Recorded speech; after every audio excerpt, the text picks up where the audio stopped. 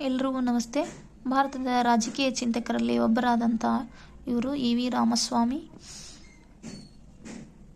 EV. ರಾಮಸ್ವಾಮಿಯವರ ಪೂರ್ಣ ಹೆಸರು ಈರೋಡ ವೆಂಕಟ ರಾಮಸ್ವಾಮಿ ನಾಯ್ಕರ್. ಇ.ವಿ.ಆರ್ ಅಂತಂದೇ ಜನಪ್ರಿಯ ಆಗಿರ್ತಾರೆ. ರಾಮಸ್ವಾಮಿ ಅವರು ಪೇರಿಯಾರ್ ಹಾಗೂ ತಂತೈ ಪೇರಿಯಾರ್ ಎಂದು ಕರೆಯಲ್ಪಡ್ತಾರೆ. ಇವರು ಉದ್ಯಮಿಯಾಗಿ, ಸಾಮಾಜಿಕ ಕಾರ್ಯಕರ್ತರಾಗಿ, ರಾಷ್ಟ್ರೀಯ ಹೋರಾಟಗಾರರಾಗಿ, ರಾಜಕಾರಣಿಯಾಗಿ ಗುರುತಿಸಿಕೊಂಡಿರ್ತಾರೆ. ತಮಿಳುನಾಡಿನ ಪ್ರಭಾವಿ ನಾಯಕರಾಗಿರ್ತಾರೆ. ಶೋಷಿತ ವರ್ಗಗಳ ಧ್ವನಿಯಾಗಿ ತಮ್ಮ ಜೀವನದುದ್ದಕ್ಕೂ ಹೋರಾಡಿದಂತಹ ಇವರು ಜಾತಿ ವ್ಯವಸ್ಥೆ ಮತ್ತು ಸಾಮಾಜಿಕ ನ್ಯಾಯ ಕುರಿತಂತೆ ತಮ್ಮದೇ ಆದಂತಹ ನಿಲುವುಗಳನ್ನು ಹೊಂದಿರ್ತಾರೆ. ಹಾಗೆ ಜಸ್ಟಿಸ್ ಪಕ್ಷದ ರಾಜಕಾರಣದಲ್ಲಿ ಮಹತ್ವದ ಪಾತ್ರ ನಿರ್ವಹಿಸಿದ್ದ ರಾಮಸ್ವಾಮಿ ಸ್ವಾಭಿಮಾನಿ ಚಳವಳಿಯನ್ನು ಸಂಘಟಿಸ್ತಾರೆ. ಇವರು ಸೆಪ್ಟೆಂಬರ್ 17, 1879ರಂದು ಇಂದಿನ ತಮಿಳುನಾಡಿನ ಕೋಯಿಮತ್ತೂರು ಜಿಲ್ಲೆಯ ಈರೋಡು ಎಂಬಲ್ಲಿ ಜನಿಸ್ತಾರೆ. ವೆಂಕಟ್ ಹಾಗೂ ಚಿನ್ನತಾಯಿ ಎಂಬುವರು ತಂದೆ ತಾಯಿಯಾಗಿರ್ತಾರೆ. ಇವರು ಬಾಲ್ಯದಲ್ಲಿ ದ್ರಾವಿಡ ಭಾಷೆಗಳಾದ ಕನ್ನಡ, ತಮಿಳು, ತೆಲುಗು ಮಾತನಾಡ್ತಿರ್ತಾರೆ. ಕನ್ನಡ ಅವರ ಮಾತೃಭಾಷೆ ಆಗಿರ್ತೈತಿ. ಕೇವಲ 5 ವರ್ಷ ಶಿಕ್ಷಣವನ್ನು ಪಡೆದುಕೊಳ್ತಾರೆ. 12ನೇ ವಯಸ್ಸಿಗೆ ಏನಂತಂದ್ರೆ ತಮ್ಮ ತಂದೆಯದ ಏನು ಉದ್ಯಮ ಇರ್ತೈತಲ್ಲ ಅದರಲ್ಲಿ ನೆರವಾಗ್ತಾರೆ. 19ನೇ ವಯಸ್ಸಿನಲ್ಲಿ 13 ವರ್ಷದ ನಾಗಮ್ಮರೊಡನೆ ವಿವಾಹವನ್ನು ಆಗ್ತಾರೆ. ಇವರ ಪತ್ನಿನೂ ಕೂಡ ಇವರ ಒಂದು ಸಾರ್ವಜನಿಕ ಜೀವನದಲ್ಲಿ ಬೆಂಬಲವನ್ನು ನೀಡ್ತಾರೆ. ಹಾಗೆ 1904ರಲ್ಲಿ ಕಾಶಿಗೆ ತೆರಳಿದ್ದ ರಾಮಸ್ವಾಮಿಯವರು ಹಿಂದೂ ಆಚರಣೆಯಲ್ಲಿ ಇದ್ದಂಥ ಕೆಲವೊಂದು ಕಂದಾಚಾರಗಳನ್ನು, ದುರಾಚಾರಗಳನ್ನು ಏನಂತಂದ್ರೆ ಮನಗಾಣ್ತಾರೆ. 1919ರಲ್ಲಿ ಭಾರತೀಯ ರಾಷ್ಟ್ರೀಯ ಕಾಂಗ್ರೆಸ್ಸನ್ನು ಸೇರ್ತಾರೆ. ಸ್ವದೇಶಿ ಹೋರಾಟ, ಖಾದಿ ಬಳಕೆ,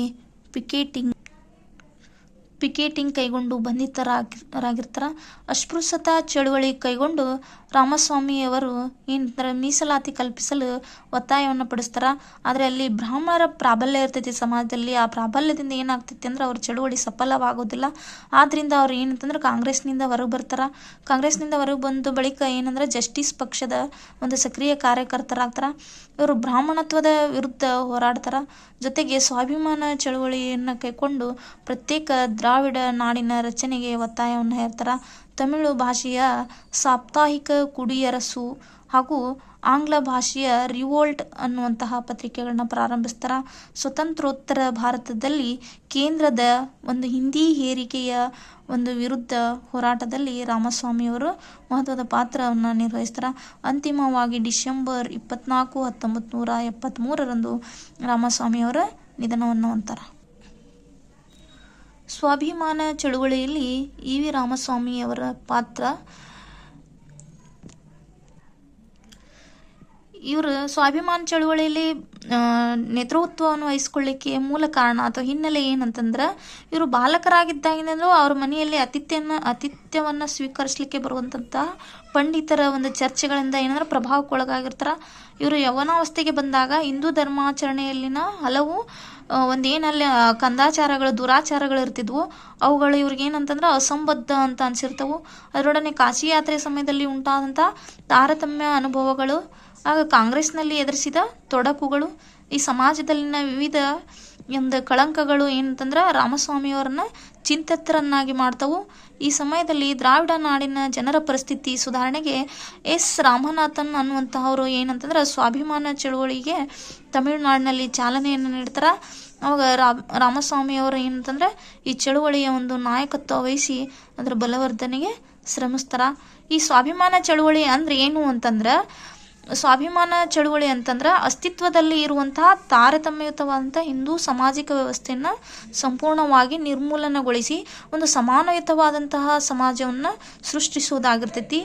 ಇನ್ನು ವಿಶಾಲವಾಗಿ ಹೇಳ್ಬೇಕಂತಂದ್ರೆ ಇಲ್ಲಿ ದೇವರು, ಧರ್ಮ, ಜಾತಿಗಳಿಂದ ಮುಕ್ತವಾದಂತಹ ಅಂದ್ರೆ ಈ ಸಮಾಜಕ್ಕೆ ಕೆಲವೊಂದು ಕೆಟ್ಟದಾದಂಥ ಒಂದು ಆಚರಣೆಗಳಿಂದ, ಸಂಪ್ರದಾಯಗಳಿಂದ ಸ್ವತಂತ್ರವಾದಂತಹ ಒಂದು ಹೊಸ ಹಾಗೂ ವೈಚಾರಿಕ ತಳಹದಿಯ ಸಮಾಜವನ್ನು ಸೃಷ್ಟಿಸುವ ಒಂದು ಉದ್ದೇಶ ಅಥವಾ ಸೃಷ್ಟಿಸುವ ಒಂದು ಚಳುವಳಿ ಈ ಸ್ವಾಭಿಮಾನ ಚಳುವಳಿ ಆಗಿರ್ತೈತಿ. ಇಲ್ಲಿ ಮಾನವ ಹಕ್ಕುಗಳು, ಲಿಂಗ ಸಮಾನತೆ, ಸ್ನೇಹ, ಸರ್ವರ ಒಳಗೊಳ್ಳುವಿಕೆಯಂತಹ ತತ್ವಗಳನ್ನು ಆಧರಿಸಿರ್ತೈತಿ. ಸ್ವಾಭಿಮಾನ ಚಳುವಳಿಯಲ್ಲಿ ತಾರತಮ್ಯ, ಶೋಷಣೆ, ಅಸಮಾನತೆಗಳು ಇವನ್ನುಗಳನ್ನ ನಿರಾಕರಿಸಲಾಗಿರ್ತೈತಿ. ಹಾಗೆ ಪರಂಪರಾನುಗತವಾಗಿ ಬಂದಂತಹ ಅರ್ಥಹೀನ ಆಚರಣೆಗಳು ಹಾಗೂ ನಿರ್ಬಂಧಗಳನ್ನು ಖಂಡಿಸಿ ಒಂದು ಮುಕ್ತವಾದಂತಹ ಸಮಾನವಾದಂತಹ ವಾತಾವರಣವನ್ನು ವ್ಯಕ್ತಿ ಹೊಂದಲು ಒಂದು ಪೂರಕ ಸನ್ನಿವೇಶವನ್ನು ಕಲ್ಪಿಸುವುದು ಈ ಸ್ವಾಭಿಮಾನ ಚಳುವಳಿ ಆಗಿರ್ತೈತಿ. ಹಾಗೆ ಸಮಾಜದ ದುರ್ಬಲ ವರ್ಗಗಳಂದ್ರೆ ಮಹಿಳೆ, ದಲಿತರು, ಬಡವರು. ಇಲ್ಲಿ ಯಾಕಂತಂದ್ರೆ ಇಲ್ಲಿ ಮೇಲ್ಜಾತಿ ಮಹಿಳೆಯರನ್ನು ತಗೊಂಡಾಗ ಹೆಂಗೆ ದಲಿತರು ಸಮಾಜದಲ್ಲಿ ಶೋಷಣೆಗೆ ಒಳಪಡ್ತಿದ್ರು, ಅದೇ ರೀತಿಯಾದ ಮೇಲ್ವರ್ಗದ ಮಹಿಳೆಯರು ಕೂಡ ಅಲ್ಲಿ ದಲಿತ ವರ್ಗಕ್ಕೆ ಬರ್ತಾರೆ. ಯಾಕಂದ್ರೆ ಅವರಿಗೆ ಸಮಾಜದಲ್ಲಿ ಎಲ್ಲ ಕ್ಷೇತ್ರಗಳಲ್ಲಿ ಭಾಗವಹಿಸಲಿಕ್ಕೆ ಅವಕಾಶಗಳು ಸಿಗ್ತಿದ್ದಿಲ್ಲ, ಸಮಾನ ಗೌರವಗಳು ಇರ್ತಿದ್ದಿಲ್ಲ. ಅದರಿಂದ ಇಲ್ಲೇ ಮಹಿಳೆಯರು ಕೂಡ ಏನಂತಂದ್ರೆ ದುರ್ಬಲ ವರ್ಗದಲ್ಲೇ ಬರ್ತಾರ. ದುರ್ಬಲ ವರ್ಗಗಳಾದ ಮಹಿಳೆ, ದಲಿತರು, ಬಡವರಲ್ಲಿ ಸ್ವಗೌರವವನ್ನು ಬೆಳೆಸಿ ತಮ್ಮ ಹಕ್ಕುಗಳನ್ನು ಅವರು ಹೊಂದಲು ಪ್ರೋತ್ಸಾಹಿಸುವ ಮೂಲಕ ಅವರಿಗೆ ಆತ್ಮವಿಶ್ವಾಸವನ್ನು ಮೂಡಿಸುವುದು ಈ ಸ್ವಾಭಿಮಾನ ಚಳುವಳಿಯ ಒಂದು ತಿರುಳಾಗಿರ್ತೈತಿ. ಹಾಗೆ 1925ರಲ್ಲಿ ಚಾಲನೆ ಪಡೆದುಕೊಂಡ ಈ ಚಳುವಳಿ ಬ್ರಾಹ್ಮಣರ ಅಧಿಕಾರವನ್ನು ನಿರ್ಮೂಲನೆಗೊಳಿಸುವ ಹಾಗೂ ಮಹಿಳೆಯರಿಗೆ ಸಮಾನ ಅವಕಾಶ ಒದಗಿಸುವ ಮತ್ತು ದ್ರಾವಿಡ ಭಾಷೆಗಳನ್ನು ಪುನರುತ್ಥಾನಗೊಳಿಸುವ ಗುರಿಗಳನ್ನು ಹೊಂದಿರ್ತೈತಿ. ಈ ಚಳುವಳಿಯ ಉದ್ದೇಶಗಳು ಅಂದ್ರೆ ಪ್ರಮುಖ ಉದ್ದೇಶಗಳು ಏನಾಗಿರ್ತವು ಅಂತಂದ್ರೆ ಮೇಲ್ಜಾತಿಯ ಮತ್ತು ಕೆಳಜಾತಿಯ ವ್ಯಕ್ತಿಗಳ ಸಮಾನ ನಾಗರಿಕ ಹಕ್ಕುಗಳನ್ನು ಅನುಭವಿಸುವಂತಹ ಸಮಾಜವನ್ನು ಸೃಷ್ಟಿಸುವುದು. ಅಂದ್ರೆ ಇಲ್ಲಿ ಯಾವುದೇ ಜಾತಿ ತಾರತಮ್ಯ ಇಲ್ಲದಂತೆ ಎಲ್ಲರೂ ಕೂಡ ಸಮಾನವಂತ ನಾಗರಿಕ ಒಂದು ಹಕ್ಕುಗಳನ್ನು ಹೊಂದಿದಂತಹ ಸಮಾಜವನ್ನು ಸೃಷ್ಟಿಸುವುದು ಆಗಿರ್ತೈತಿ. ಹಾಗೆ ಪ್ರತಿಯೊಬ್ಬ ವ್ಯಕ್ತಿಯು ತನ್ನ ವ್ಯಕ್ತಿತ್ವವನ್ನು ಬೆಳೆಸಿಕೊಳ್ಳಿಕ್ಕೆ ಅಗತ್ಯವಾದಂಥ ಅವಕಾಶಗಳನ್ನ ಕಲ್ಪಿಸುವುದು ಮತ್ತು ನ್ಯಾಯಯುತವಾದಂಥ ಹಾಗೂ ಶಾಂತಿಯುತ ಸಮಾಜವನ್ನು ನಿರ್ಮಿಸಿ ಸರ್ವರು ಮುಕ್ತವಾಗಿ ಜೀವಿಸುವಂತೆ ಆಸ್ಪದವನ್ನು ಮಾಡಿಕೊಡುವುದು, ಸ್ನೇಹ ಮತ್ತು ಸಹಭಾಗಿತ್ವದ ಅನುಭವವನ್ನು ಪ್ರತಿಯೊಬ್ಬರು ಹೊಂದಲು ನೆರವಾಗುವಂತಹ ಒಂದು ಸಾಮಾಜಿಕ ಕ್ರಾಂತಿಯನ್ನು ಉಂಟು ಮಾಡುವುದು. ಹಾಗೆ ಶಾಲಾ ಕಾಲೇಜುಗಳನ್ನು ಸ್ಥಾಪಿಸುವುದು, ನಿರಾಶ್ರಿತರು, ಬಡವರು, ಅನಾಥರು, ವಿಧವೆಯರಿಗಾಗಿ ವಸತಿಗಳನ್ನು ಕಲ್ಪಿಸುವುದು, ಜೊತೆಗೆ ನೂತನ ಧಾರ್ಮಿಕ ಸಂಸ್ಥೆ ಅಥವಾ ಕಟ್ಟಡಗಳನ್ನು ನಿಯಂತ್ರಿಸುವುದು, ಅರ್ಥಹೀನ ಸಂಪ್ರದಾಯಗಳನ್ನ ಕೈಬಿಡುವುದು. ಹೀಗೆ ಏನಂತಂದ್ರೆ ಈ ಒಂದು ಮೇಲಿನ ಒಂದು ಈ ಉದ್ದೇಶಗಳ ಸ್ವಾಭಿಮಾನ ಚಳುವಳಿಯಲ್ಲಿ ಸ್ತ್ರೀವಾದ ಒಂದು ಕ್ರಾಂತಿಯಾಗಿ, ದಲಿತರ ಪ್ರತಿಭಟನೆಯಾಗಿ ಹಾಗೂ ದುರ್ಬಲರ ಪರವಾದ ಹೋರಾಟವಾಗಿ ವಿವಿಧ ಪಾತ್ರವನ್ನು ನಿರ್ವಹಿಸಲಿಕ್ಕೆ ಇದು ಶಕ್ತವಾಗಿರ್ತೈತಿ. ಈ ಚಳುವಳಿ ಏನಂತಂದ್ರೆ ಒಂದು ವಿನೂತನ ಹಾಗೂ ವೈವಿಧ್ಯಮಯ ಗುರಿಗಳಿಂದ ಪ್ರತ್ಯೇಕವಾಗಿ ಗುರುತಿಸಿಕೊಳ್ಳುವಂತಾಗಿರ್ತೈತಿ. ಮಹಿಳೆ ದಲಿತ ಹೋರಾಟಗಳ ಹಾದಿಯಲ್ಲಿ ಸ್ವಾಭಿಮಾನ ಚಳುವಳಿಗೆ ವಿಶೇಷ ಸ್ಥಾನವನ್ನು ಒದಗಿಸಿದ್ದು ಗಮನಾರ್ಹ ಸಂಗತಿ ಅಂತ ಹೇಳ್ಬೋದು. ಇನ್ನು ಸ್ವಾಭಿಮಾನ ಚಳುವಳಿಯಲ್ಲಿ ರಾಮಸ್ವಾಮಿಯವರ ಪಾತ್ರ ಏನಂತ ನೋಡೋದಾದ್ರೆ, ಇವರು ರಾಮನಾಥನವರ ಆಶಯದಂತೆ ಏನಂತಂದ್ರೆ ಸ್ವಾಭಿಮಾನ ಚಳುವಳಿಯ ನೇತೃತ್ವವನ್ನು ವಹಿಸಿಕೊಳ್ತಾರ. ಚಳುವಳಿಯ ಒಂದು ಉದ್ದೇಶ ಸಾಕಾರಕ್ಕೆ ಇವರು ಅವಿರತವಾಗಿ ಶ್ರಮಿಸ್ತಾರ. ದಕ್ಷಿಣ ಭಾರತದ ರಾಜಕೀಯ, ಸಾಮಾಜಿಕ, ಧಾರ್ಮಿಕ ಜೀವನವನ್ನು ಪ್ರಭಾವಿಸುವಲ್ಲಿ ಇವರ ಪಾತ್ರ ಏನಂತಂದ್ರೆ ಬಹಳ ಪ್ರಮುಖವಾಗಿರ್ತೈತಿ. ಇವರು ವೈಕೋಮ್ನಲ್ಲಿ ದೇವಸ್ಥಾನ ಪ್ರವೇಶಕ್ಕೆ ಅಸ್ಪೃಶ್ಯರು ನಡೆಸುತ್ತಿದ್ದ ಹೋರಾಟದಲ್ಲಿ ಭಾಗವಹಿಸುವ ಮೂಲಕ ಸಮಾನ ಅವಕಾಶಕ್ಕಾಗಿ ಶ್ರಮಿಸ್ತಾರ.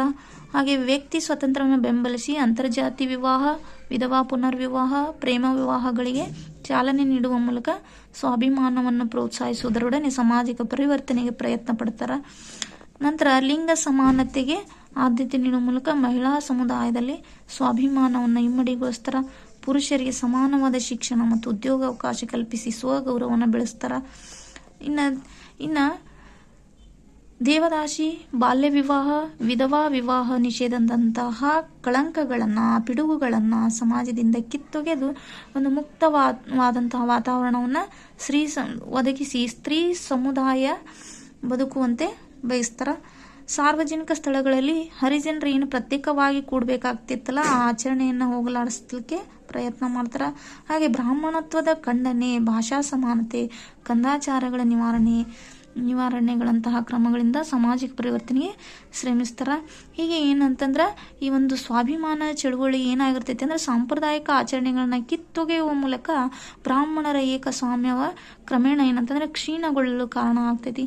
ಜೊತೆಗೆ ಬ್ರಾಹ್ಮಣೇತರ ಜನರು ಏನಂತಂದ್ರೆ ಸಮುದಾಯ ಸಮಾನ ಅವಕಾಶ ಹೊಂದಿ ಸ್ವಗೌರವದೊಡನೆ ಆತ್ಮವಿಶ್ವಾಸದೊಂದಿಗೆ ಬದುಕಲು ಸೂಕ್ತವಾದಂತಹ ವಾತಾವರಣವನ್ನು ಈ ಚಳುವಳಿ ಸೃಷ್ಟಿ ಮಾಡ್ತೈತಿ.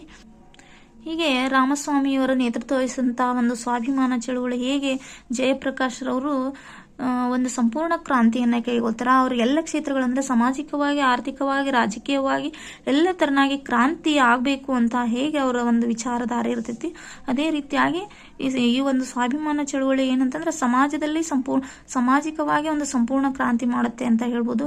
ಯಾಕಂತಂದ್ರೆ ಅಲ್ಲಿರುವಂತಹ ಜಾತಿ, ಅಂತಸ್ತು ಮತ್ತು ಮಹಿಳೆಯ ಒಂದು ಶೋಷಣೆ, ಹೀಗೆ ಎಲ್ಲ ಸಮಾಜದಲ್ಲಿರುವಂತಹ ಒಂದು ಸಾಂಪ್ರದಾಯಿಕ ಕಂದಾಚಾರಗಳನ್ನ ತೊಡೆದುಹಾಕಿ ಒಂದು ಸಮಾನವಾದಂತಹ ಸಮಾಜವನ್ನು ಸೃಷ್ಟಿಸುವ ನಿಟ್ಟಿನಲ್ಲಿ ಏನಂತಂದ್ರೆ ಅವಿರತವಾಗಿ ಆ ಸ್ವಾಭಿಮಾನಿ ಚಳುವಳಿಯ ಒಂದು ಸಂಘಟನೆಯಲ್ಲಿ ಏನಂತಂದ್ರೆ ಅವರು ಶ್ರಮಿಸ್ತಾರ.